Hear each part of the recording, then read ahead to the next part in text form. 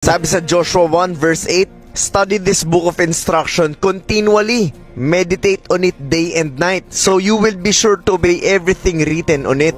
Only then, you will prosper and succeed in all you do. Sa madaling salita, without reading the Word of God, kung hindi ka bababad, dito nakalagay, day and night, continually, walang pag-asa na guminhawa yung buhay mo. Hindi ko namang ginagawa yung Coach Mav, pero nakabili ako ng bahay, nakabili ako ng kotse, okay naman yung negosyo ko. Anong sinasabi mong hindi giginhawa? Magkaiba kasi yung ginhawa na pangmundo, at saka yung ginhawa na panglangit. Yung pangmundo kasi is nawawala, nabubulok, nauubos, at hindi stable, lulubog lilitaw. Minsan nandyan, minsan wala. Minsan masaya, minsan malungkot. Naniniwala ka ba na merong taong mahirap pero mas masaya pa sa bilyonaryo? That is the kind of success that you will get if you will have a personal relationship with our Lord Jesus Christ. Pero sobrang hirap intindihin yon para sa karamihan kasi nga alipin ng mundo, ng salapi, ng kayamanan, ng posisyon, ng kapangyarihan. Pero ang buhay ng totoong tagasunod ng Panginoon, may direksyon, may pupuntahan, hindi magulo, hindi lulubog, lilitaw. Laging matibay kasi nakasandal sa salita ng Diyos na hindi nagbabago. Sabi sa verse na binasa natin, kapag bumabad ka sa salita niya,